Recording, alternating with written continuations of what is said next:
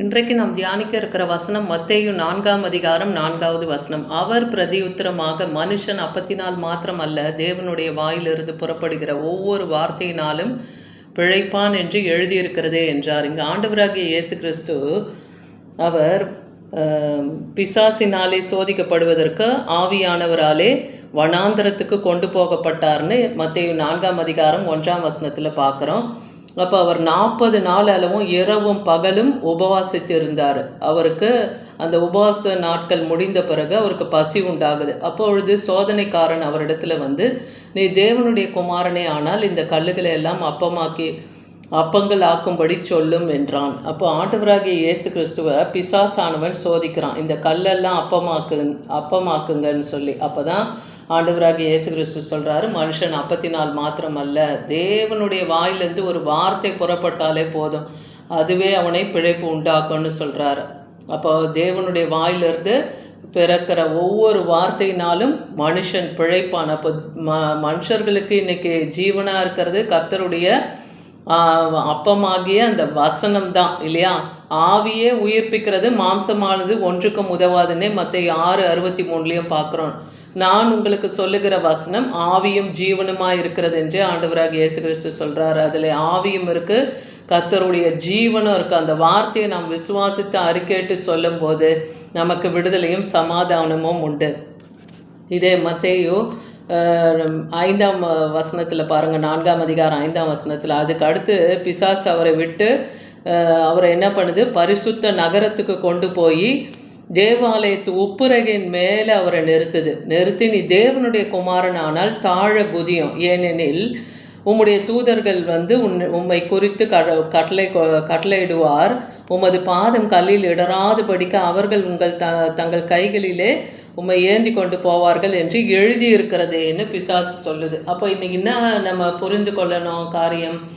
அப்போ மனுஷர்களுக்கு கர்த்தர் கொடுத்திருக்கிறார் வார்த்தை, அவருடைய ஜீவ வார்த்தை. ஆனால் அது பிசாசும் அறிந்திருக்குது. அது பாருங்கள், வசனத்தை அங்கே குறிப்பிட்டு சொல்லுது.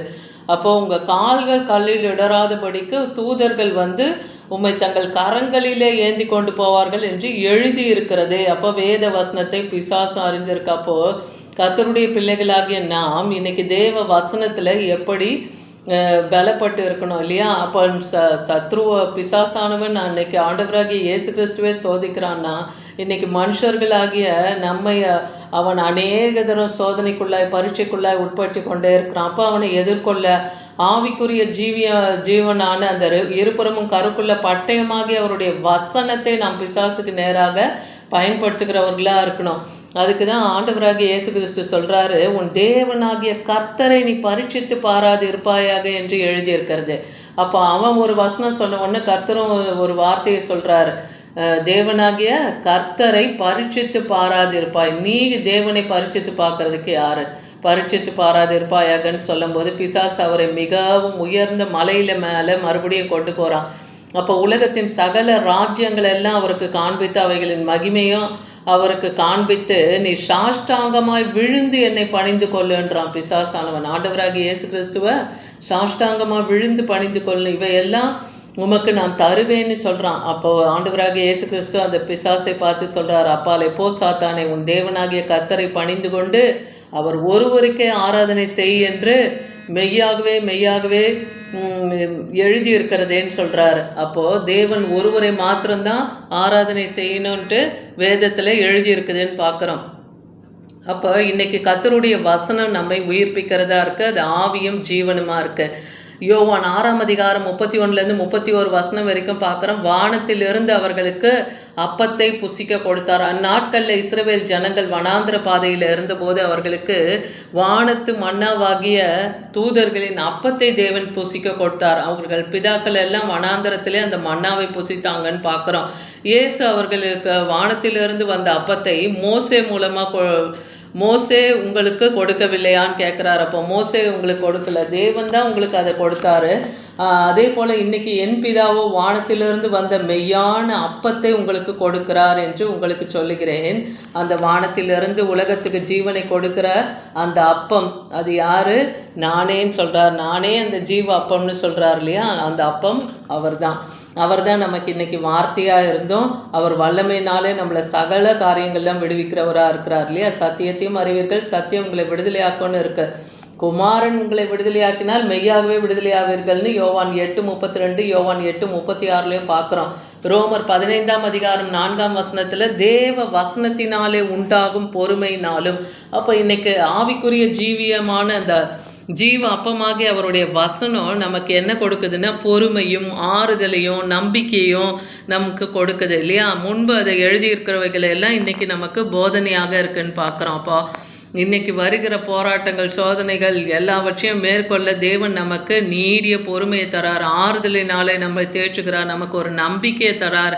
அந்த விசுவாசத்தை கொண்டு அந்த போதனைகளை எல்லாம் நம்ம ஏற்று நடக்கும்போது வருகிற எல்லா போராட்ட பிரச்சனைகளிலிருந்து நாம் விடுதலையாக முடியும். அதே போல பிசாசை எதிர்கொள்ள ஆவிக்குரிய சர்வாயுத வர்க்கத்தை நாம் தரித்து கொள்ளணும்னு எபேசியர் 6:12-13 வசனத்தெல்லாம் பார்க்குறோம். எபேசியர் 6:17 பாருங்க, ரட்சண்யம் என்னும் தலை சீரா தேவ வசனமாகிய ஆவிக்குரிய பட்டயத்தையும் எடுத்துக்கொள்ளுங்கள். அப்போ பிசாசானவனை துரத்த ரட்சண்யம் என்னும் அந்த தலைச்சீரா நமக்கு இருக்கணும். அதே போல் ஆவிக்குரிய பட்டயமாகி அவர் ஜீவ வசனத்தை கொண்டு தான் அதை துரத்த முடியும் இல்லையா. வல்லமையாக ஆவியில் நிரம்பி அந்த பிசாசை நம்ம துரத்தும் போது அது நம்ம விட்டு நீங்கி போகும். யாத்திராகமம் 16:35 பார்க்குறோம், இஸ்ரவேல் புத்திரர் குடியிருப்பான தேசத்துக்கு வரும் மட்டும் 40 வருஷம் அளவும் மன்னாவை அவர்கள் புசித்தாங்க இல்லையா. அந்த வனாந்திரத்தில் அவங்களுக்கு ஆகாரம் கிடையாது, அவங்க போய் எதையும் சமைக்கலை. ஆனால் கர்த்தர் அவர்களுக்கு என்ன பண்ணார், வானத்து மன்னாவை வருஷிக்க பண்ணி அதை அவங்களுக்கு கொடுத்தார்னு பார்க்குறோம். அவர்கள் கானான் தேசத்தின் எல்லையை சேரும் வரைக்கும் அந்த மன்னாவை புசித்தார்கள். அவர்கள் கானான் தேசத்தின் எல்லைகளில் சேரும் வரைக்கும், அதுக்கு பிறகு கானானுக்குரிய எல்லா நன்மைகளையும், அதாவது கட்டாத வீட்டையும் நடாத மரங்களும் உள்ள செழிப்பான எல்லை, பாலும் தேனும் ஓடுகிற தேசத்தை அவர்களுக்கு கொடுத்தார். அதாவது கானானியர்கள் வாழ்ந்த அவர்களுடைய வீடு, அவர்களுடைய தோட்டம் துறவுகள் எல்லாம் இஸ்ரவேல் ஜனங்களுக்கு அந்நாட்களில் சொந்தமாக கொடுத்தார்னு பார்க்குறோம். அது ஆசீர்வாதமான தேசமாக இருந்ததுன்னு பார்க்குறோம்.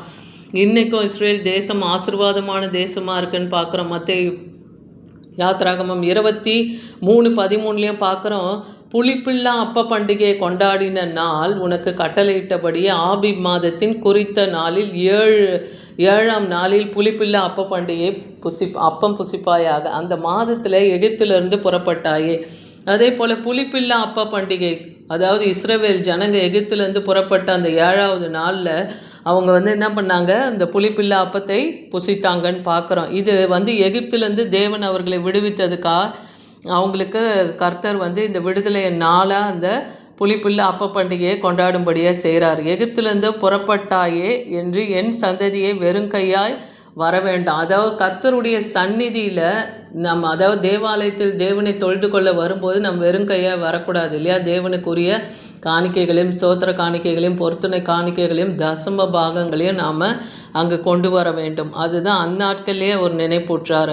அப்போ இஸ்ரவேல் ஜனங்க எகிப்தை விட்டு கடந்து போகும்போது எகிப்தியர்கள் அவர்களால் வந்த 10 வாதையினால் பாதிக்கப்பட்டதுனால அவங்க பொண்ணும் பொருள் எல்லாத்தையும் கொடுத்து நீங்கள் போய் வாங்கன்னு சொல்லி இஸ்ரவேல் ஜனங்களே அனுப்பினாங்கன்னு பார்க்குறோம் இல்லையா. அப்போ தேவனை அவங்க தொழுது கொள்றதுக்கு பொண்ணும் வெள்ளியும் எல்லாவற்றையும் தேவனுக்கு அங்கேயும் கொண்டு வந்தாங்கன்னு பார்க்குறோம் வனாந்தரத்தில் அந்த கானானுக்கு வரும் பொழுது. மார்க் 6ஆம் அதிகாரம் 32-38 வசனங்களை நம்ம தியானிக்கும் போது இங்கே ஆண்டவராகிய இயேசு கிறிஸ்து படவில் ஏறி தன் சீஷர்களோடு ஒரு வனாந்திரமான இடத்துல வெகு நேரம் அங்கே இருந்து அவர்களுக்கெல்லாம் சத்திய வசனத்தை போதித்து கொண்டிருக்கிறாரு. அதுக்கப்புறம் நேரம் அதிகமான உடனே அவங்களுக்கு பசி உண்டாகுது. அதனால் சீஷர்கள் 200 பணத்துக்கு போய் அப்பத்தை வாங்க, இங்கே ஜனங்க மிகுதியாக இருக்காங்க, அது போதாதுன்னு நினைக்கிறாங்க. அப்போது ஆண்டவராகிய இயேசு கிறிஸ்து சொல்கிறார், உங்களிடத்துல எவ்வளோ அப்பம் இருக்குன்னு. அப்போது 5 அப்பம் 2 மீன் எங்களிடத்துல இருக்குது. ஒரு சிறுவன் அதை வைத்திருக்கிறான். அப்போ 5 அப்பம் 2 மீன் இருக்குதுன்னு சொல்லும்போது அப்போ ஆண்டவராகிய இயேசு கிறிஸ்து என்ன பண்ணுறாரு, எல்லாரையும் அமர்ந்த புல்லின் மேலே பந்தியாக உட்கார வைக்கிறார். 50 பேராகவும் 100 பேராகவும் அங்கே உட்கார வைத்து அந்த அப்பத்தையும் மீனையும் எடுத்து வானத்தை அண்ணாந்து பார்த்து அதை ஆசீர்வதித்து அந்த அப்பங்களை பிட்டு அந்த ஜனங்களுக்கு அன்னைக்கு அவர் போஷிக்கிறார். அந்த மீனையும் அப்படியே ஆசீர்வதித்து கொடுக்குறார். அப்போ அங்கே புருஷர்கள் மாத்திரம் சுமார் 5000 பேர் புசித்தாங்கன்னு பார்க்குறோம். அதில் பெண்கள் சிறுவர்கள்னு பார்க்கும்போது இன்னும் அதிகமாக இருக்கும். அப்போ அத்தனை பேருக்கும் அன்னைக்கு அந்த 5 அப்பம் 2 மீனை கொண்டு 5000 பேருக்கு மேலானவர்களை போஷித்து 12 கூடை தேவன் மீதம் எடுத்தார்னு பார்க்குறோம். அப்போது ஜபத்தினாலும் வேண்டுதல்னாலும் விசுவாசத்தினாலும் அன்னைக்கு அங்கே ஒரு அற்புதத்தை கர்த்தர் செய்தார்னு பார்க்குறோம். இன்றைக்கும் வானத்தின் மன்னாவாய் நமக்கு கொடுக்கப்பட்டிருக்கிற ஆண்டவராகிய இயேசு கிறிஸ்துவையும் அவர் வார்த்தையை நம்ம விசுவாசிக்கும் போது தேவன் இன்றைக்கும் நம்மை விடுதலையாக்க வல்லமை உள்ளவராக இருக்கிறார். அதனால்தான் மனுஷன் அப்பத்தினால் மாத்திரம் அல்ல, அவர் வாயிலிருந்து புறப்படுகிற ஒவ்வொரு வசனமும் நம்மை பிழைப்பு உண்டாக்கும். அதே போல் நாமும் வசனத்தை விசுவாசித்து அறிக்கையிட்டு ஜெபிக்கும் போது நாமும் ஜெயத்தை பெற முடியும். ஆமீன்.